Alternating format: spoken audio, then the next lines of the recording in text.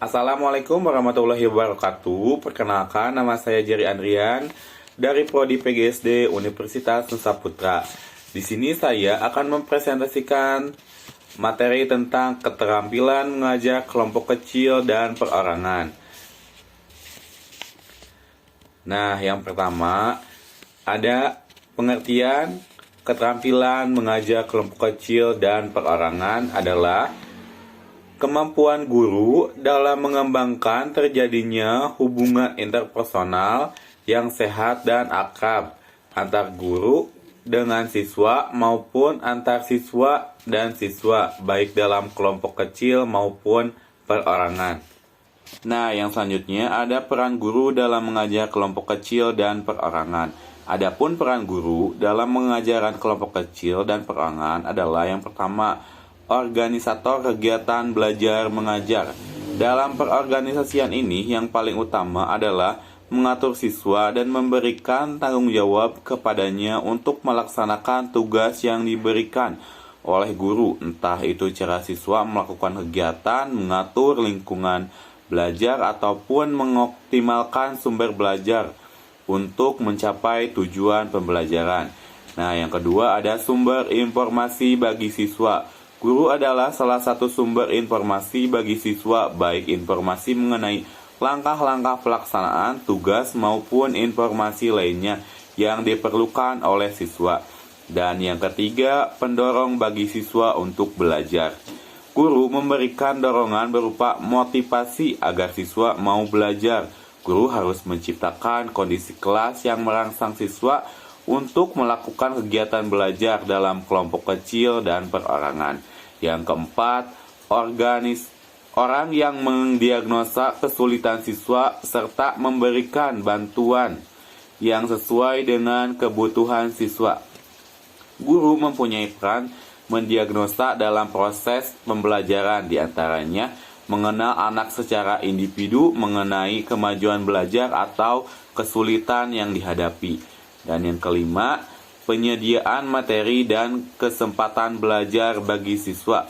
Guru juga harus menyediakan materi pelajaran yang akan diajarkan atau pelajaran yang dipelajari oleh siswa dalam pengajaran kelompok kecil maupun perorangan. Dan yang keenam, peserta kegiatan yang mempunyai hak dan kewajiban yang sama seperti siswa lainnya. Ini berarti guru ikut menyumbang pendapat untuk memecahkan masalah atau mencari kesepakatan bersama bagaimana siswa lainnya melakukannya.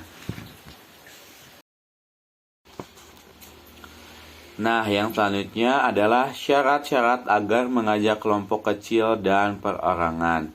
Setiap siswa memiliki karakteristik yang berbeda-beda tentunya. Untuk itu diperlukan variasi untuk menanganinya. Pengajaran kelompok kecil dan perorangan akan terwujud jika terpenuhi syarat-syarat sebagai berikut. Yang pertama, adanya hubungan yang sehat dan akrab antar guru dan siswa. Yang kedua, siswa belajar dengan kecepatan, kemampuan, cara, dan minat sendiri. Yang ketiga, siswa mendapatkan bantuan sesuai dengan kebutuhannya. Yang keempat, siswa dilibatkan dalam perencanaan belajar. Yang kelima, guru mendapatkan permainan berbagai peran.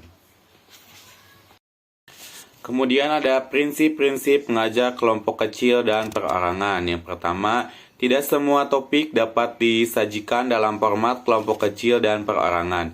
Yang kedua, lakukan pengajaran kelompok kecil dan perorangan secara bertahap. Yang ketiga, perorganisasian siswa, sumber atau materi, ruangan, dan waktu harus dilakukan secara cermat. Yang keempat, guru harus mengenal siswa secara pribadi.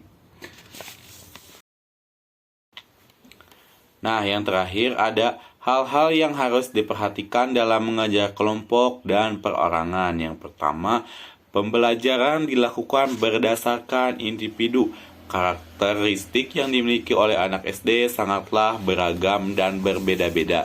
Entah itu kemampuan berpikir, tingkat emosional, bakat, minat, maupun perbedaan daya tangkapnya. Misal siswa yang agak agresif bisa dijadikan menjadi satu kelompok dengan siswa yang agak agresif atau siswa yang memiliki daya tangkap agak kurang, juga dijadikan satu kelompok dengan siswa yang juga memiliki daya tangkap yang agak kurang juga. Lalu siswa yang sudah berada di dalam kelompok-kelompoknya diberikan layanan bimbingan belajar secara khusus. Cara ini bisa membantu meningkatkan keterampilan sosial melalui belajar kelompok. Dan yang kedua, memperhatikan dan melayani kebutuhan siswa. Pada dasarnya, siswa memiliki latar belakang yang berbeda-beda, baik lingkungan keluarga, lingkungan sekolah, maupun lingkungan masyarakat. Misalnya, jika ada siswa yang tidak mampu membeli buku paket, sebaiknya guru meminta siswa lainnya untuk bersedia bersama-sama atau bisa juga pihak sekolah memberikan pinjaman. Yang ketiga, mengupayakan proses belajar mengajar yang aktif dan efektif.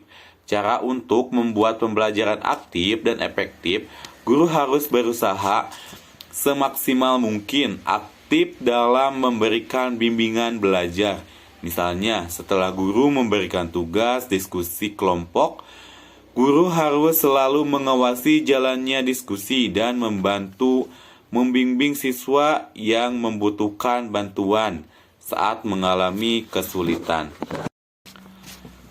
Dan yang keempat, merangsang tumbuh kembangnya kemampuan optimal siswa. Tugas guru tidak hanya mengajar saja, akan tetapi tugas guru pada dasarnya adalah membantu tumbuh kembang siswa secara optimal, baik aspek intelektual, aspek moral, aspek sosial maupun aspek fisik. Secara tidak langsung, guru membantu tumbuh kembang siswa-siswanya. Misal dari segi aspek moral, aspek emosional, aspek sosial dilakukan melalui teladan, cara pola asuh guru terhadap siswa, tutur bicara siswa atau guru, yaitu penggunaan bahasa yang sesuai dengan tingkat perkembangan siswa. Dari segi aspek fisik, misalnya, guru mengadakan senam 1 minggu sekali, guru mengadakan ekstrakurikuler olahraga, dan siswa bisa mengikuti ekstrakurikuler tersebut sesuai bakat ataupun minat. Dan yang kelima, pergeseran dari pengajaran klasikal ke pengajaran kelompok dan perorangan. Bagi calon guru sebaiknya dimulai dengan pengajaran perseorangan, kemudian secara bertahap kepada pengajaran kelompok kecil. Sedangkan bagi guru yang sudah terbiasa menggunakan pengajaran klasikal, sebaiknya melalui secara pengajaran kelompok, kemudian kepada perseorangan. Karena tidak semua topik pembahasan bisa diselesaikan dengan cara kelompok kecil maupun perorangan. Misal, jika siswa diminta memahami teori konsep maupun prinsip sumber daya alam, maka akan efektif jika pembelajaran dilakukan dengan cara klasikal, sedangkan jika siswa diminta untuk membuktikan sifat-sifat konduktor, konduksi, dan radiasi melalui eksperimen, sebaiknya dilakukan secara kelompok kecil. Dan yang keenam, langkah pengajaran kelompok kecil dan perorangan. Dalam kelompok kecil, langkah-langkahnya adalah mengorganisasi siswa, sumber materi, ruangan, serta waktu yang diperlukan. Dalam pengajaran perorangan, guru terlebih dahulu harus mengenal pribadi siswanya. Misal, siswa yang memiliki kesulitan soal matematika, penjumlahan, guru harus memberikan bimbingan secara perorangan. Nah, sekian pembahasan dari saya. Mohon maaf apabila ada kekurangan dan kesalahan. Mohon maaf. Wassalamualaikum warahmatullahi wabarakatuh.